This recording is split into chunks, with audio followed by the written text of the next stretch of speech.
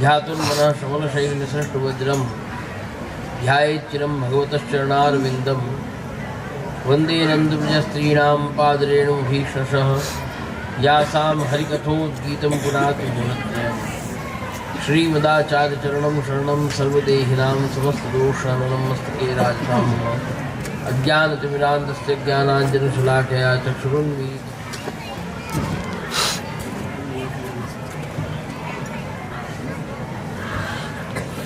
अखंड भूमंडलाचार्य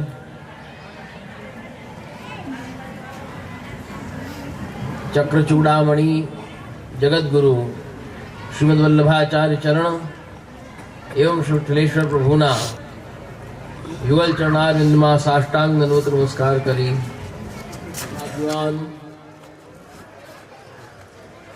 सर्वे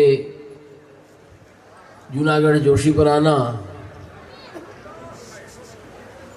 तथा अन्य बहार गाम थी आवेल भगवत श्रीमद्वल्लभ प्रभुनी असीम अनुकंपा थी एवं मनोरथी विनती थी आज आ अलौकिक माला फेरावणी मनोरथ निमित्ते अत्रे आववानुं थयुं छे तथा तम सौ साथे बेसी भगवत गुणगान करी रसना पवित्र करवानो अवसर प्राप्त थयो छे। वैष्णवो जे मार्ग में आपणे शरणस्थ थया छीए वल्लभना सेवक छीए श्री वल्लभ संप्रदायना अनुयायी छीए पुष्टि मार्ग आपणो मार्ग छे। आ सभानी अंदर बैठा घणा लोकोने ध्यान हशे ज नहीं होय एवुं नथी परंतु घणा जीवो एवा पण हशे जेने आ ध्यान नथी।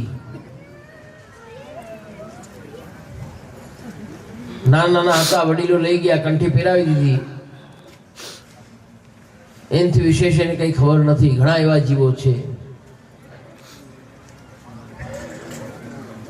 आवश्यक ए छे वैष्णवो के जे मार्ग आपणे ग्रहण कर्यो छे जे मार्ग आपणे अपनाव्यो छे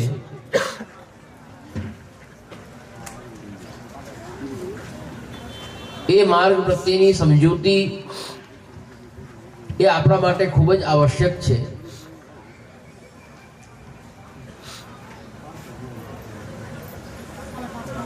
કોઈ પણ વ્યક્તિ હોય તેનું જીવન જે છે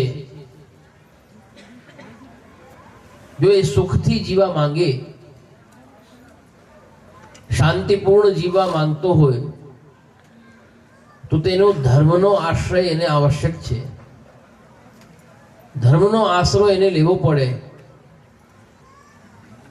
केम के एक धर्म में ज ए सामर्थ्य छे। धर्म ज एक एवो पदार्थ छे कि जीवने दरेक स्थिति में बळ आपे छे। माणस भांगे क्यांथी खूब ज ध्यान देवानी वात छे। वैष्णवो समझो भणवानी वय होय भणता होय निशाळे जता होय एवा क्यारेक एमने सफलता ना मळे तो ते निराश थई जता होय छे। तेथी मोटी अवस्था थाय वय थाय कोई नौकरी करतो होय कोई व्यापार करतो होय तेवा क्यांक नुकसानी थाय तो ते निराशा एने हाथ आवे छे निराश थई जाए छे। परिवारनी अंदर अपना परिवार थी जो आपने प्रेम ना मळे जो लागणी न मळे जो आपणुं स्थान जे होवुं जोईए तदनुसार आपने अधिकार न मळे तो त्यां पण जीव निराश थई जाए छे। ए ज रीते समाजनी अंदर पण आ संसार छे आवुं घणुं बधुं चालतुं होय छे घणुं बधुं थतुं होय छे घणाना जीवनमां थतुं होय छे परंतु नानुं मोटुं क्यांक ने क्यांक बधाने समस्याओ आवती होय छे। त्यारे वैष्णव ए व्यक्ति ने सहन करवानी ए स्थितिने परिस्थितिने एनो सामनो करवानी एनी ताकात જોઈએ છે। જો એ સામનો ના કરી શકે તો ભાંગી જાય, વ્યક્તિ ભાંગી જાય છે, માણસ ભાંગી જાય છે. ત્યારે કોણ એને બળ આપે છે? એવી પરિસ્થિતિમાં એ ભાંગે ક્યાંથી ભાંગે? તમે જોતા હશો, ઘણી વાર સાંભળતા હશો કે કોકને રોગ થઈ જાય, શરીર કામ કરતું બંધ થાય, ત્યારે એ જીવ માણસ પડી જાય છે, પછી એનાથી કંઈ થતું નથી. ઘણી વાર આપણે વાત કરતા હોઈએ, વડીલ હોય, ઉંમરલાયક હોય અને ખાટલામાં સૂતા જ રહે, ત્યારે ઘણી વાર કોઈ આવે, કેમ છે કેમ નહીં બાપાને વાતો કરતા હોય, એમ તો બધું સારું છે, નરવા છે, પણ મનથી પડી ભાંગ્યા છે. ઘણી વાર આપણે કહેતા હોય, તમને ધ્યાન હશે કે શરીરમાં એટલો વાંધો નથી, પણ મનથી ભાંગી. જે મન છે, જ્યારે માણસ એનાથી ભાંગી જાય છે, પછી એને ઊભો કરવો બહુ કઠણ થઈ જાય છે. શરીરથી ભાંગેલો માણસ ઊભો થઈ જાય, કોઈ પણ રોગ થયો હોય એનો દવા ઈલાજ છે, એને દવા કરો, એનાથી પાછું ઠેકાણે આવી જાય. પણ મનની કોઈ દવા નથી હોતી. શરીરને દવા લાગે છે, તનને દવા લાગે છે, પણ મનને દવા નથી લાગતી. મન બીમાર થઈ જાય, જેનું મન નબળું પડી જાય, એની દવા શું?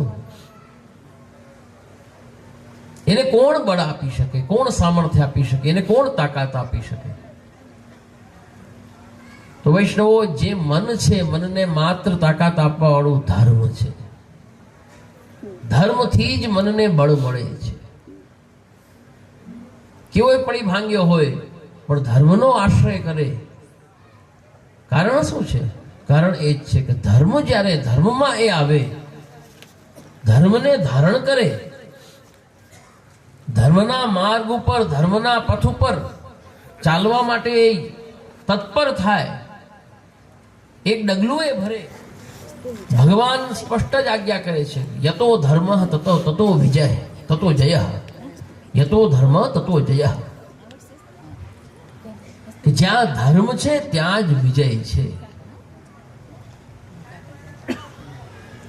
અધર્મનો જય, અધર્મનો કદાપી વિજય થતો નથી.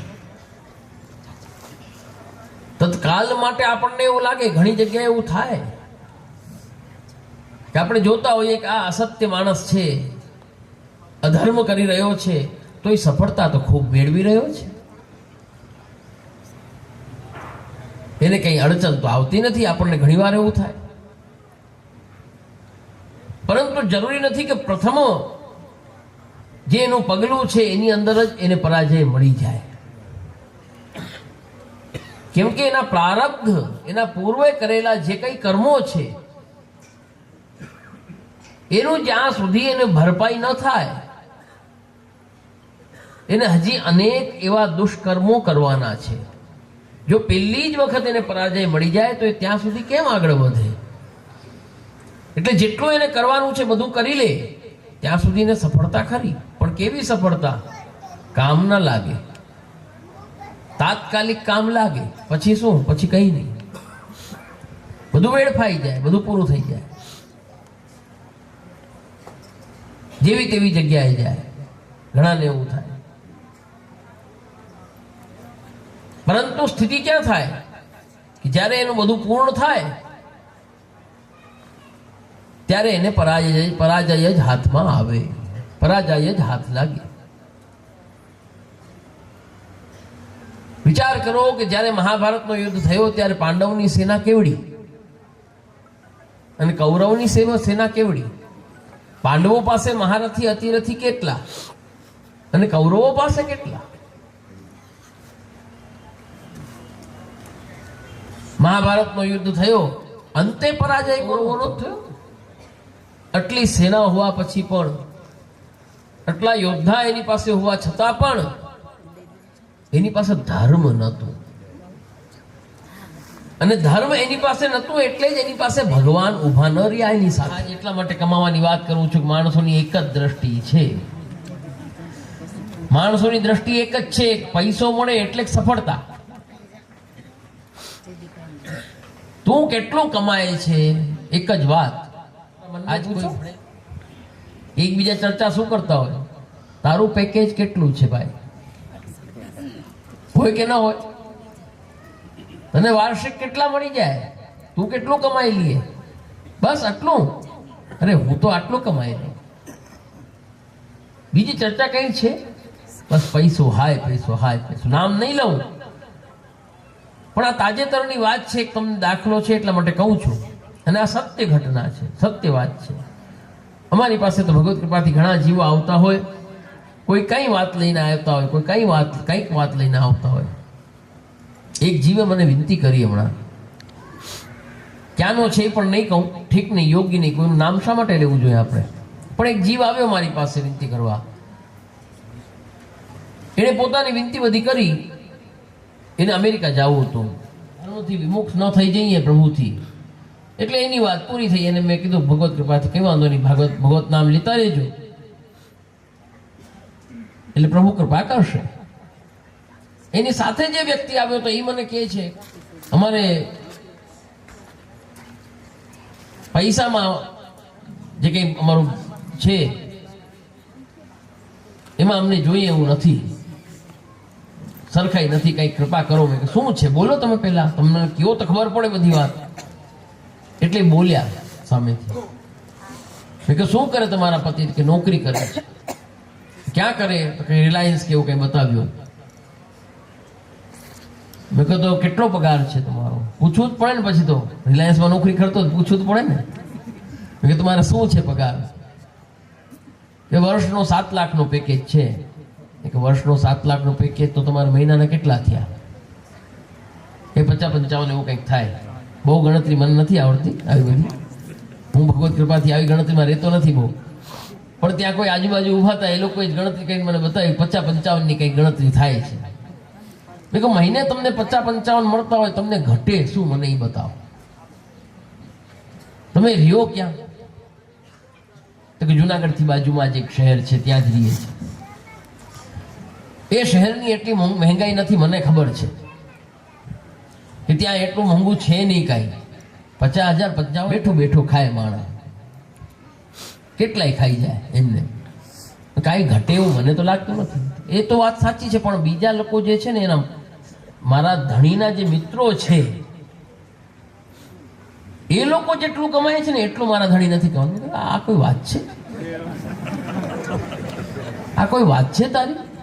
વિચાર તો કર ભાઈ, તારા ભાગનું હતું તને મળે છે. જેવા કર્મ પૂર્વજન્મમાં કર્યા હતા તદનુસાર ફળ મળી રહ્યું છે, ઓછું નથી મળતું. તને ખાવા પીવામાં કઈ વાંધા છે ખાવા પીવાના? ના, એવું કઈ વાંધો નથી, બધું આનંદથી થાય છે. તો સંતોષ રાખો, બીજી કઈ વાતની જરૂર નથી, એમાં સંતોષ નહીં. અરે 50 મળે છે ને, એ ભગવાનની દયા માનો, ભગવાનની મહેર માનો. 50-55 મળે છે મહિને. એનાથી ઓછા મળતા હોય ને એ જીવન સુખેથી જીવે છે, આનંદથી જીવે છે, કાંઈ વાંધો નથી. એને સમજવાની વસ્તુ છે કે આજ માણસની ગણતરી શું થઈ ગઈ? એક જ ગણતરી થઈ ગઈ છે, પૈસો જે કમાય છે એ સુખી છે અને એનો જય છે. એવું નથી, એવું ન માનતા તમે, એમ મારું કહેવાનું તાત્પર્ય છે. એટલે મેં આ તમને વાત કરી કે જે માણસો પૈસો બનાવે છે, કમાવે છે, એ સુખી જ છે એવું નહીં માનવાનું. એવા ઘણા વ્યક્તિઓ હું તમને બતાવી શકું કે બહુ પૈસા કમાય, પૈસા રાખવાની જગ્યા ન હોય, પણ એની નીંદર ના આવતી હોય રાત્રે. એને ધન ચોરી જશે, કોઈ ઉપાડી જશે, એની ઉપાધિને કારણે નીંદર ન કરી શકતો હોય. ઘણા એવા હોય. કોક આવીને કંઈક નવા જૂની કરી જશે. એવું જીવન સારું કે આ જીવન સારું? આવું જીવન સારું? સમજવાનો મુદ્દો કેટલો છે કે પૈસાથી બધું નથી થતું.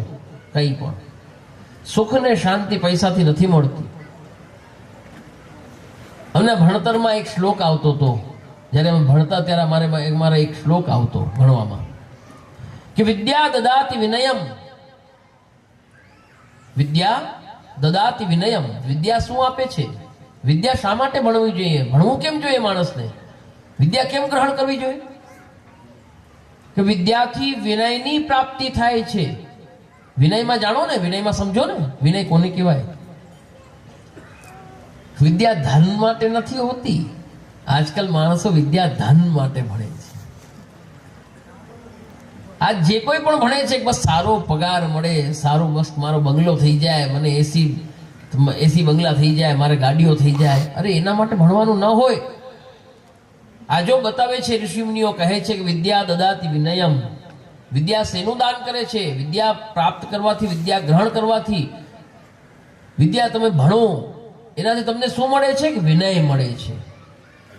વિનય પછી શું? વિદ્યા દદાતિ વિનયમ વિનયાત યાતિ પાત્રતામ. જ્યારે તમારામાં વિનય આવે એ વિનય દ્વારા તમને પાત્રતા પ્રાપ્ત થાય છે. પાત્ર બનો છો તમે. જ્યારે વિનય આવે છે ને ત્યારે તમે પાત્ર બનો છો. કેમ? પાત્ર ક્યાંથી વચ્ચે આવી ગયું? પાત્રની શું જરૂર પડી? પાત્રની આવશ્યક છે, અવશ્ય જરૂર છે, બહુ આવશ્યક છે. કારણ શું છે? કારણ એ છે કે ધન જે છે એ ભગવાનની દાસી છે, તેવા પાસે રહે નહીં. જ્યાં ત્યાં જેવા તેવા પાસે જાય ને, અને થોડા સમયમાં પાછું એનો પોતનો થઈ જાય, સપાટો બોલી જાય ત્યાં. પણ ટકે ક્યાં? ટકીને ક્યાં રહે? કે જ્યાં પાત્ર હોય, એને સંભાળી શકે એવી પાત્રતા એને પ્રાપ્ત કરવી પડે. તો વિદ્યા દદાતિ વિનયમ વિનયાત યાતિ પાત્રતામ. ત્યાં રેકોર્ડિંગ નથી કરવાનું. તમે સાંભળો ને મનમાં ઉતારો, એ મારા માટે ઘણું છે. મને બહુ આનંદ આવશે. કંઈક આમાંથી ગ્રહણ કરી લ્યો. વિદ્યા દદાતિ વિનયમ વિનયાત યાતિ પાત્રતામ. પાત્રત્વા ધનમાં આપનોતી. જ્યારે પાત્રતા માણસને મળે છે, પાત્રતા પ્રાપ્ત થઈ જાય છે, ત્યારબાદ જે મળેલું એને ધન છે, એ ધન ઘડીકમાં એની પાસેથી જાતું નથી. એ ક્યાંય વેડફાતું નથી. પછી એની પાસે ધન ટકે છે. અને એ ધન આવી જાય એટલે ધનનો ગાંડું ન લાગી જવું જોઈએ. ધનમાં ગેલો ન થઈ જવો જોઈએ માણસ. બસ તમારે ધર્મ કરવાનો છે.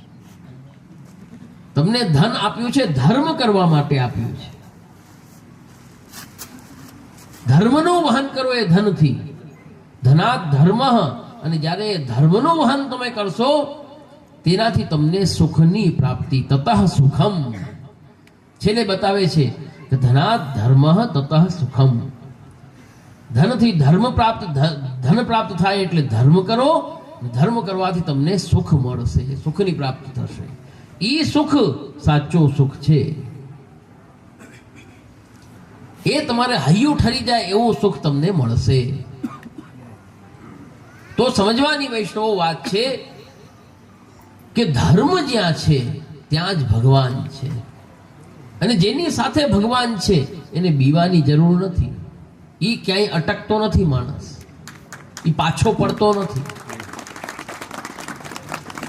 એ ધોયડો જાય, પાછો ન પડે.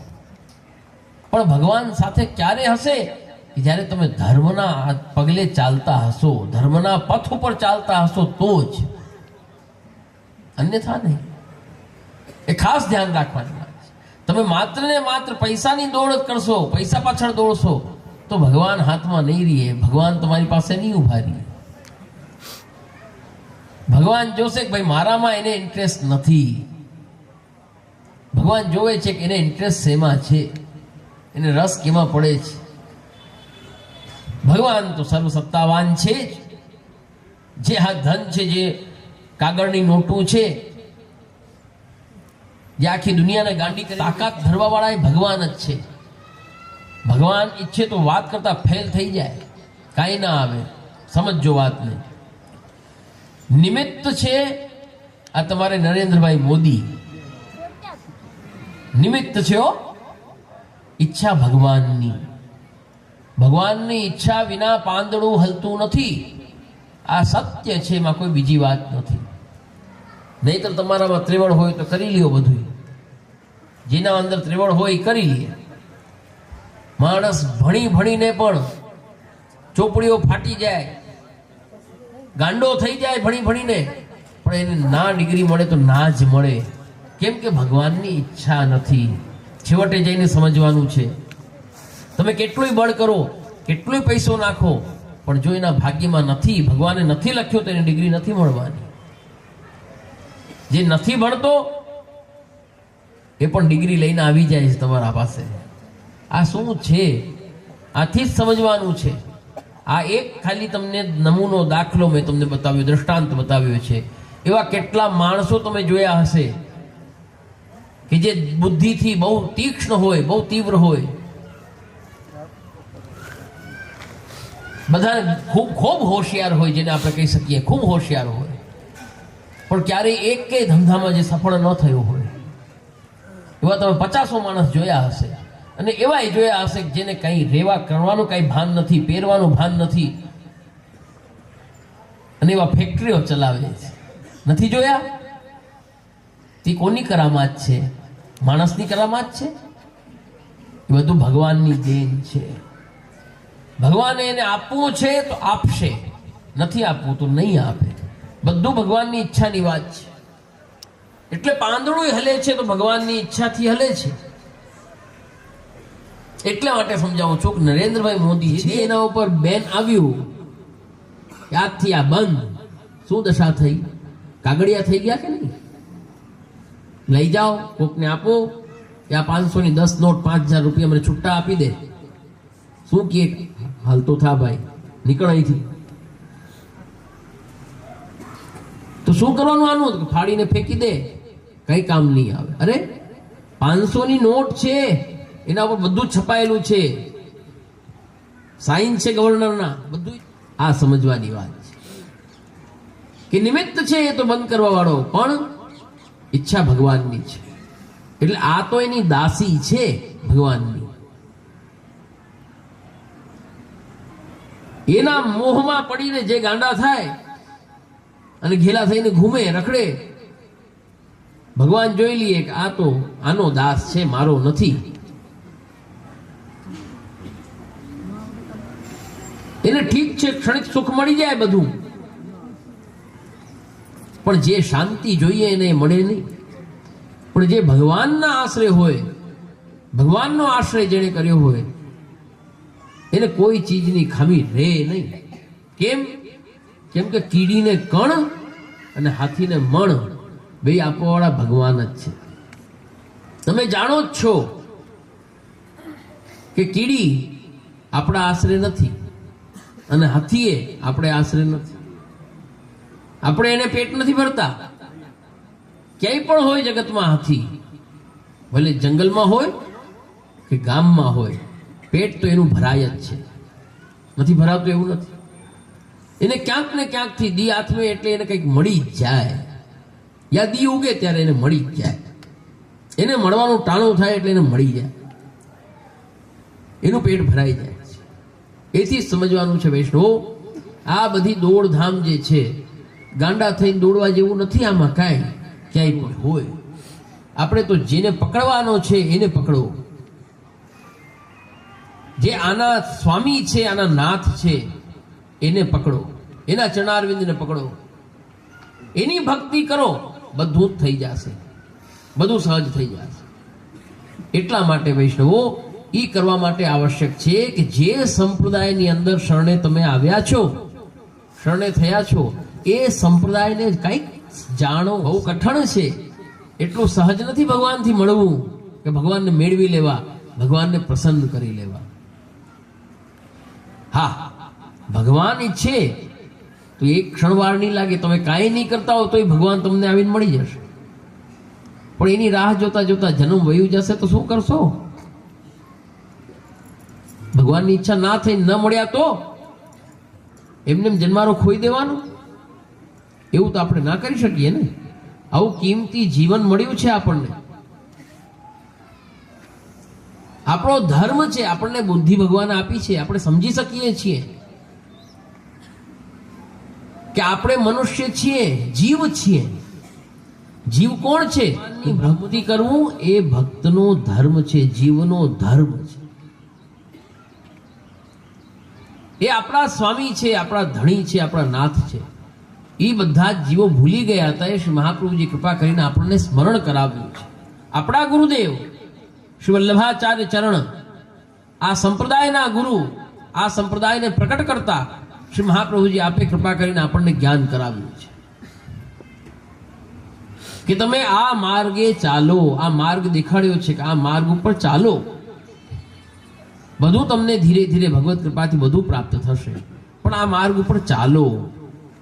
આ માર્ગને સમજો અને ચાલો. કોઈ પણ રસ્તા ઉપર ચાલવું હોય આપણે તો એની સમજણ તો જોઈ ને,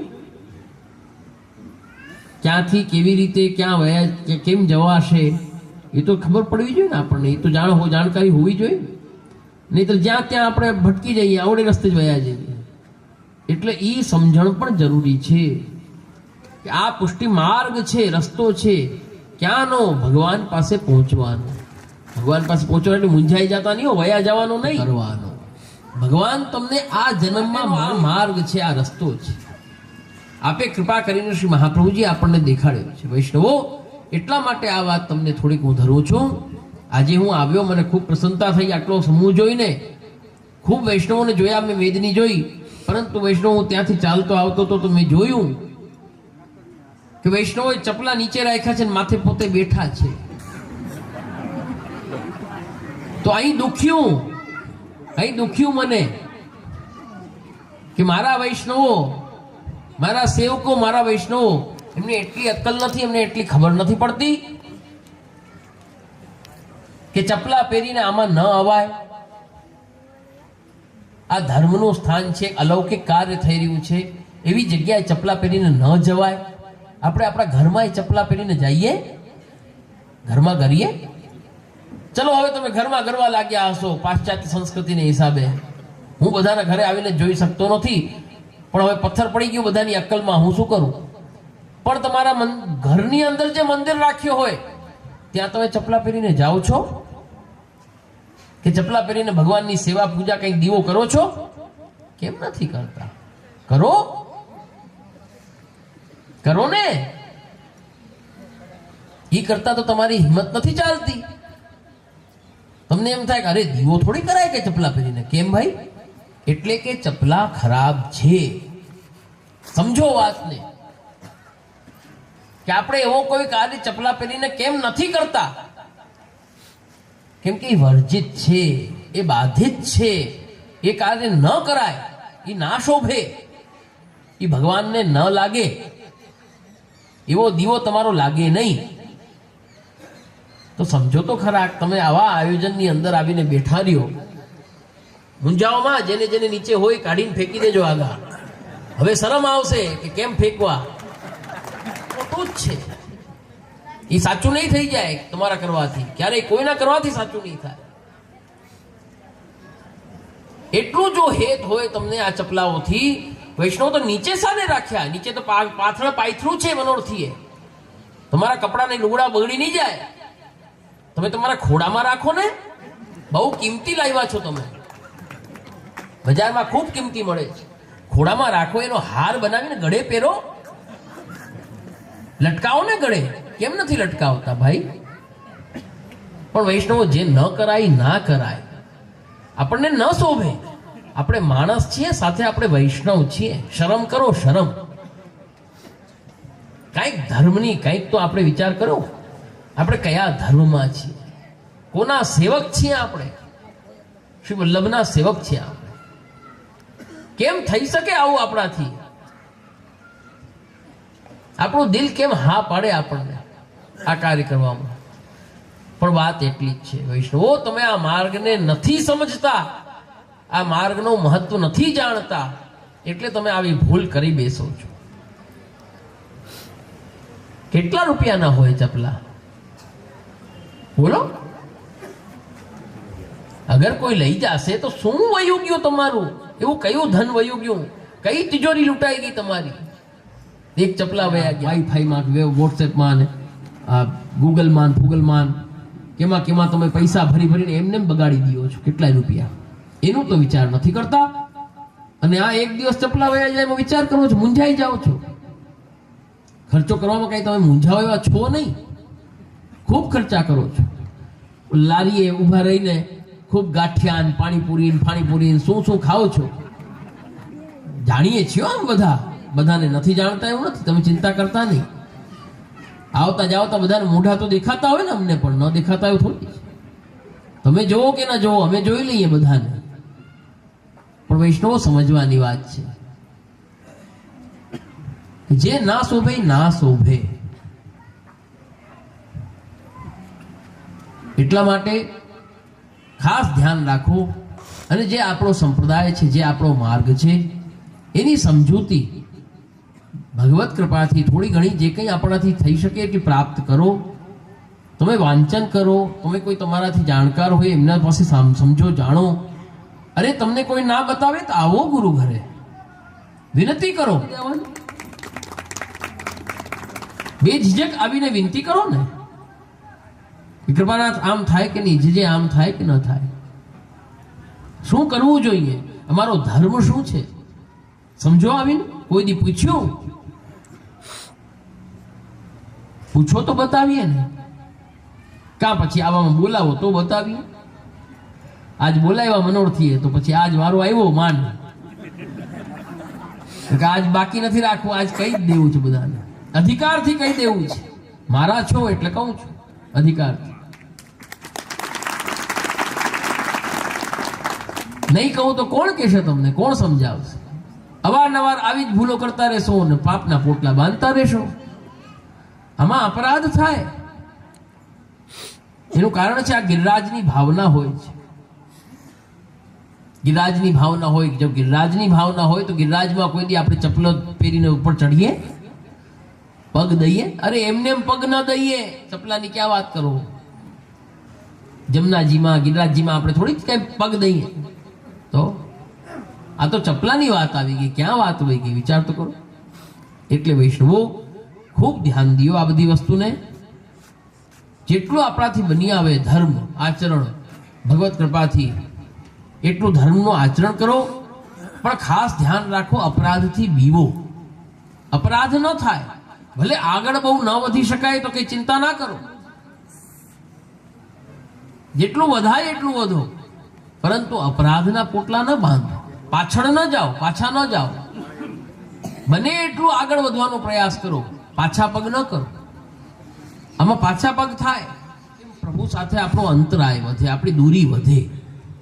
એ દૂરીને ઘટાડવા માટે તો શ્રી મહાપ્રભુજી પધાર્યા છે કૃપા કરી, કે જે અંતરાય થઈ ગયો છે, એટલા વર્ષોનો જીવ જે પ્રભુથી વિખૂટો પડી ગયો છે, એને પાસે કરવા, એને ભેગા કરવા તો આપ પધાર્યા છે. અને એવા ને એવા કામ કરવા આપણે કે પાછા આઘા થઈએ, દૂર થઈએ પ્રભુથી, એ ના શોભે આપણને. એટલે વિશેષ ન કહી ભગવત ચરણારવિંદમાં ચિત્ત રાખી ભગવત ગુણગાન ને ભગવત સેવા સદૈવ કરતા રહો. એટલું કહીને મારા વક્તને વિરામ આપું છું.